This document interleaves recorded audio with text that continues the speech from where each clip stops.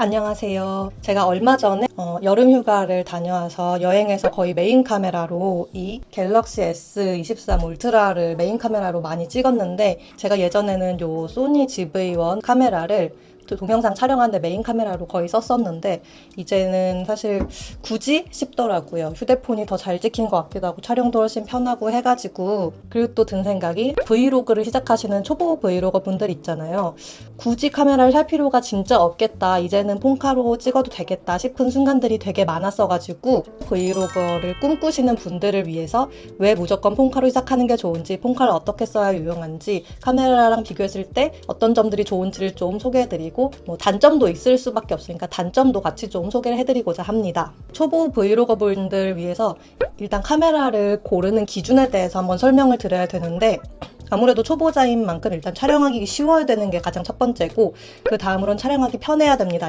촬영하기 쉬운 거랑 촬영하기 편한 거랑은 확실한 차이가 있어요. 촬영하기 쉽다는 거는 어렵지 않다는 거고요. 촬영하기 편해야 한다는 거는 그 어디에서도 쉽고 빠르게 카메라를 꺼내서 찍을 수 있다는 거를 편하다고 저는 지칭을 하겠습니다. 그리고 촬영 품질도 브이로거를 볼 때 나쁘지 않을 정도의 품질이 나와야 되고요. 아무래도 초보 브이로거를 하시는 분들은 편집이 되게 어려울 텐데 편집하기가 쉬워야 된다는 점이 또 있습니다. 그리고 마지막으로 브이로그 영상을 찍으면서 수익화가 안 되기 때문에 처음에는 되게 비싼 가격대의 장비를 들이기가 조금 부담스러우실 거예요. 그래서 이런 가격대도 좀 저렴해야 된다, 그런 점을 중점적으로 두고 말씀을 드려볼게요. 첫 번째, 촬영하기 쉬워야 된다. 그냥 일반적인 카메라랑 폰카를 두고 봤을 때 촬영하기 압도적으로 쉬운 게 바로 후자 폰카메라입니다. 일단 이런 카메라 같은 경우는 요새 물론 작고 기능도 되게 편하게 나왔다곤 하더라도 기본적으로 딸려있는 기능이 많은데 초보자들이 보기엔 좀 어려운 기능들이 되게 많아요. 그에 비해서 폰카메라는 되게 직관적으로 기능이 구성되어 있고 초보자라도 누구나 쉽게 금방 다룰 수 있는 기기입니다. 거기다가 이 기능 말고도 또 하나 생각하셔야 되는 점이 바로 화면이 크고 잘 보인다는 점인데, 물론 이런 카메라들도 요새는 화면이 괜찮지만 아무래도 스마트폰 카메라 같은 경우가 요새는 화면이 압도적으로 더 큽니다. 거기다가 전후면 카메라가 다 있기 때문에 셀카로 찍을 때도 자기 얼굴을 바로바로 확인하면서 찍을 수가 있고, 이런 촬영하는 모습을 바로 확인하면서 찍을 수 있고 수정할 수 있다는 점은 초보자에게 굉장히 좀 의미가 큰데요. 제가 예전에 여행을 가면서 오즈모 포켓 1이라는 액션캠 구입해가지고 갔던 적이 있는데, 되게 잠깐 쓰고 잘 안 쓰게 돼가지고 금방 팔았었어요. 그 이유는 바로 촬영하면서 화면이 잘 안 보여서였어요. 되게 조그만 화면이었어가지고 다 찍어놓고 나중에 편집하려고 영상을 확인해보면 제가 그 조그만 화면으로 봤었던 앵글이나 느낌이랑은 생각보다 많이 다른 거예요. 그래서 찍어놓고 실망하게 되고 찍어놓고 실망하게 되고, 그런 점들을 몇 번 반복하다 보니까 결국 잘 안 쓰게 되더라고요. 초보자분들은 아무래도 영상 촬영이 되게 몸에 익어있지 않은 경우가 많기 때문에 이런 일을 몇 번 겪으면 되게 쉽게 포기하게 될 수도 있습니다. 그래서 아무래도 이 화면으로 바로바로 좀 크게 확인을 하면서 찍을 수 있는 폰카메라가 좀 좋다는 생각이 많이 들어요. 게다가 아무래도 스마트폰들이 요새 액정이 되게 좋기 때문에 밝은 날 야외에서 볼 때도 되게 화면 밝기만 높이면은 화면이 정말 잘 보이기 때문에 여러모로 촬영을 하면서 화면을 바로바로 확인하기가 좋습니다. 두 번째, 촬영하기 편해야 된다. 촬영하기 편하다는 거는 어디에 가서든 쉽게 부담스럽지 않게 장비를 꺼내서 찍을 수 있다는 건데, 이 폰 카메라 같은 경우는 폰을 어딜 가나 저희가 들고 다니기 때문에 어디서 꺼내도 이상하지 않고 카메라로 찍을 때보다 확실히 덜 부담스러워요. 아무래도 초보 브이로거 분들은 평소에 카메라를 들고 다니면서 찍지를 않았기 때문에 이거를 실제로 막 여기저기 들고 다니면서 찍으려면 생각보다 조금 부끄러울 수가 있거든요. 그리고 미러리스 카메라가 작더라도 어차피 카메라는 카메라이기 때문에 폰을 들고 찍는 거랑 카메라로 찍는 거랑은 좀 남들이 보는 시선이 약간 다르긴 다릅니다. 폰 카메라가 가장 부담스럽지 않다고 느껴지고요. 그리고 또 하나 생각하셔야 될 점이, 카메라는 아무래도 이거를 버튼을 켜서 이렇게 켜지는 데까지 시간이 생각보다 좀 오래 걸려요. 근데 폰카 같은 경우는 갤럭시를 예로 들어보면은 여기서 전원 버튼만 2번 누르면 바로 이렇게 화면이 켜집니다. 바로 찍을 수 있어요.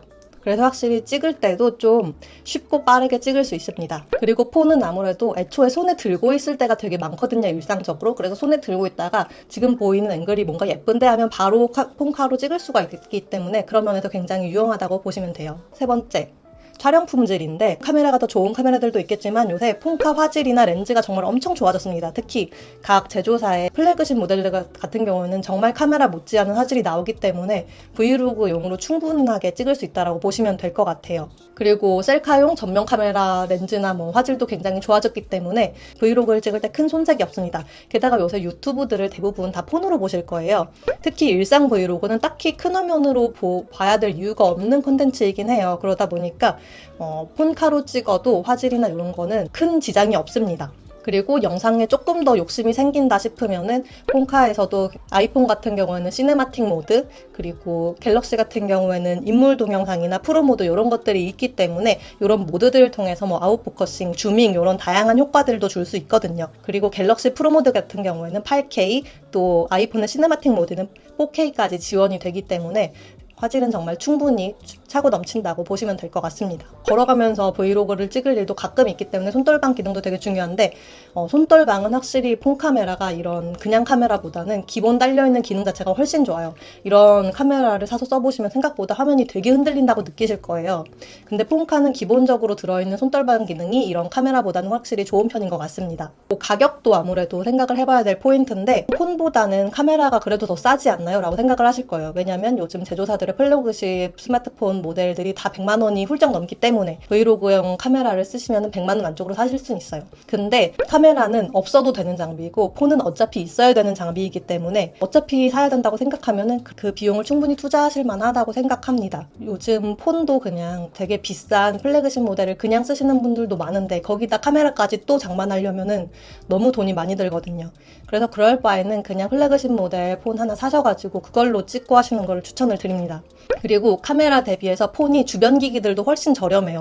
예를 들면은 카메라는 삼각대라든가 짐벌 요런 게 폰보다 훨씬 비쌉니다. 짐벌을 사려고 알아보면은 카메라용 짐벌은 최소한 10만 원 이상 그 정도인데 폰용 짐벌은 10만 원 안쪽으로 얼마든지 장비들을 구할 수 있죠. 그리고 삼각대 같은 경우도 폰의 경우에는 그냥 셀카보 10,000원, 20,000원짜리 그런 거 들고 다니면 되는데 카메라 같은 경우에는 삼각대를 사려면 아무래도 그거보단 돈이 더 들기 때문에 주변 장비 같은 것들도 훨씬 저렴하게 듭니다. 그리고 편집 소프트웨어까지 폰에서 다 쓴다고 하시면 훨씬 좀 돈이 절약이 되는데 만약에 카메라로 영상을 찍었을 때는 별도의 편집용 소프트웨어랑 기기가 또 필요해요. 근데 폰으로 찍을 경우에는 요새는 모바일 앱으로도 동영상 편집이 가능하고 그걸로 실제 브이로그 편집해가지고 올리시는 분들이 되게 많기 때문에 노트북이나 영상 편집용 소프트웨어를 따로 구입할 필요도 없습니다. 노트북 가격도 있지만 영상 편집용 소프트웨어도 생각보다 되게 비싸요. 제가 쓰고 있는 맥북의 파이널 컷 프로 같은 경우에는 프로그램 구입하는데 영구적으로 사용하기 위해 구입하는데 40만 원 넘게 듭니다. 어도비의 프리미어 프로 같은 경우에는 구입이 아니라 월에 구독료를 내게 되는데 월에 한 2, 3만 원 정도 구독료가 드는 걸로 제가 알고 있어요.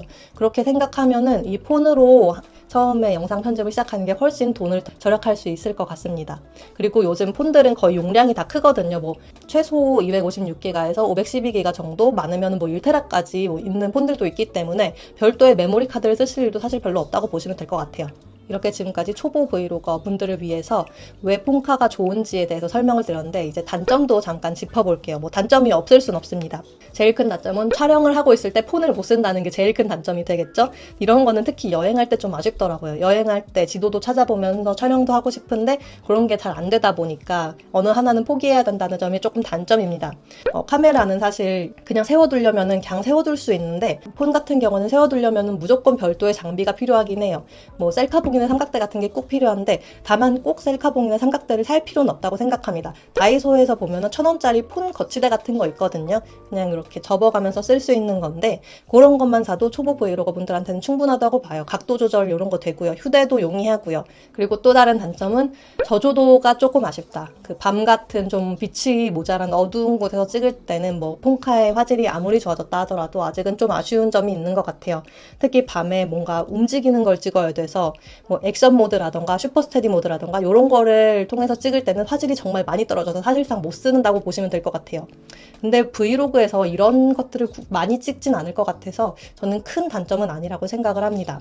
그리고 또 하나 단점이 있다면 폰에 따라서 이건 다를 수 있지만 수음 품질이 좀 아쉬울 수 있거든요. 수음이라는 게 이 영상을 찍으면서 목소리를 녹음하는 건데 브이로그 같은 경우에는 카메라 한쪽에 그냥 고정해서 세워놓고 친구나 지인이랑 수다 떠는 모습 이런 거를 길게 좀 담을 때들이 있잖아요. 근데 폰으로 찍다 보면은 아무래도 뭐 사람들이 앉아있는 방향이라던가 좀 멀리 떨어져 있는 거리라던가 그런 데에 따라서 목소리가 좀 크게 들리고 작게 들리고가 되게 차이가 많이 나는 느낌이 있긴 합니다. 마이크를 연결해서 써도 되긴 하는데 카메라 같은 경우는 이렇게 핫슈가 있어가지고 여기에 마이크를 카메라에 바로 고정을 할 수가 있거든요. 근데 폰은 아무래도 이런 핫슈 같은 게 기본으로 있지 않다 보니까 마이크를 폰에 바로 고정하기가 좀 어렵습니다. 그래서 따로 별도로 들고 하거나 아니면은 뭐 이런 데 클립형으로 찝어서 하거나 그런 것들이 좀 필요해요. 아니면 딴 데 거치하거나. 그리고 편집을 할 때도 폰으로 직접 편집까지 하면 상관없지만 만약에 폰으로 찍은 영상을 컴퓨터로 옮겨가지고 편집을 한다 하면은 메모리 카드가 아닌 방식으로 뭔가 에어드롭이라든지 그냥 무선 인터넷이라든지 이런 방식으로 컴퓨터로 옮겨야 되는데 그게 사람에 따라서 조금 귀찮을 수는 있겠다. 이런 단점들이 있을 것 같습니다. 지금까지 초보 브이로거 분들을 위해서 왜 폰카가 초보 브이로거 분들에게 좋은지 설명을 해봤는데 이런 말씀드린 장점이나 단점들을 고려해가지고 영상을 찍어보시면 도움이 될 것 같습니다. 영상 시청해주셔서 감사합니다.